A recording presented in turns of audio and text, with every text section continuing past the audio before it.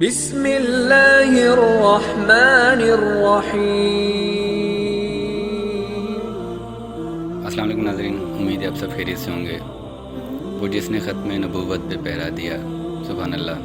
ناظرین، ختم نبوت کی ناموس رسالت کی ایک ایسی مثال جسے سن کر آپ کا ایمان تازہ ہو جائے گا اور ایک نیا جذبہ جاگ اٹھے گا۔ ناظرین، ویڈیو شروع کرنے سے پہلے اگر چینل پر نئے ہیں تو چینل کو سبسکرائب کیجیے گا اور ساتھ ہی بیل آئیکن پریس کر دیں، اور ویڈیو اچھی لگنے کی صورت میں لائک بھی ضرور کیجیے گا۔ ناظرین، حضرت مولانا غلام غوث ہزاروی رحمۃ اللہ علیہ، جنہوں نے ناموس رسالت کے لیے اپنے جوان بیٹے کا جنازہ پڑھنے سے انکار کر دیا۔ آپ کا بیٹا آج شام تک کا مہمان ہے، اس کا کوئی علاج نہیں۔ ڈاکٹر کے یہ الفاظ سن کر مولانا صاحب رو پڑے اور اپنے بیٹے کو گھر لے آئے۔ گھر میں کھڑے اپنے بیٹے کی تیمارداری کر رہے تھے کہ دروازے پہ دستک ہوئی اور مولانا دروازے پر گئے۔ باہر ایک بوڑھے شخص کو کھڑے پایا۔ حضرت نے سلام و دعا کی، بعد میں پوچھا، بابا جی خیریت سے آئے ہو؟ وہ کہنے لگا، خیریت سے کہاں آیا ہوں جناب، ہمارے علاقے میں ایک قادیانی مبلغ آیا ہوا ہے اور وہ لوگوں کو گمراہ کر رہا ہے، امت گمراہ ہو رہی ہے اور آپ یہاں گھر میں کھڑے ہیں۔ مولانا نے جیسے یہ بات سنی، آپ کی آنکھوں سے آنسو بہہ پڑے۔ بیوی سے فرمایا، بیوی میرا بیگ کہاں ہے؟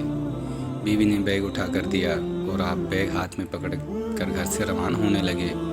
بیوی نے دامن پکڑ لیا اور کہنے لگی، مولانا آخری لمحات میں اپنے جوان بیٹے کو اس حالت میں چھوڑ کر جا رہے ہو۔ مولانا نے آسمان کی طرف دیکھا، نظریں اٹھائیں اور رو کر روانہ ہونے لگے تو جاں بل بیٹے نے کہا، اے ابا جان، میں آج کا مہمان ہوں، چند لمحے تو انتظار کر لیجئے، میری روح نکل رہی ہے، اس حال میں چھوڑ کر جا رہے ہو۔ اللہ اکبر۔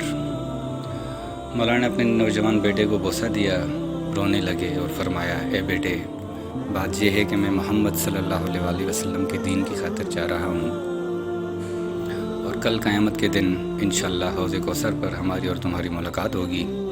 یہ فرمایا اور گھر سے روانہ ہو گئے۔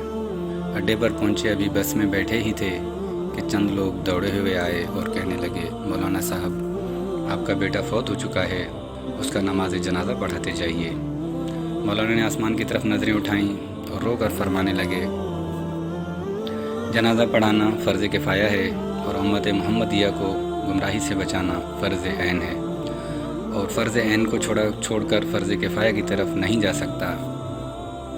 سبحان اللہ۔ پھر وہاں سے روانہ ہو گئے، اس علاقے میں پہنچے اور اللہ تعالیٰ نے کامیابی عطا کی، وہ قادیانی مبلغ بھاگ گیا۔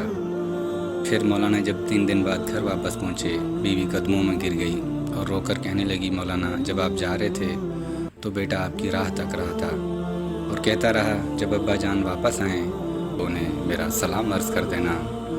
مولانا نے جب یہ سنا تو فوراً اپنے بیٹے کی قبر پر گئے اور دعا مانگنے لگے، اے اللہ، ختم نبوت کے وسیلے سے میرے بیٹے کی قبر کو جنت کا باغ بنا دے۔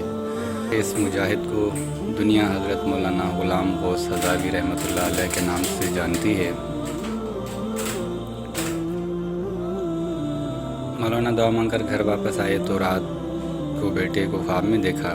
بیٹے نے اپنے ابا سے ملاقات کی اور کہا کہ رب محمد صلی اللہ علیہ وسلم کی قسم، ختم نبوت کے وسیلے سے اللہ تعالیٰ نے میری قبر کو جنت کا باغ بنا دیا۔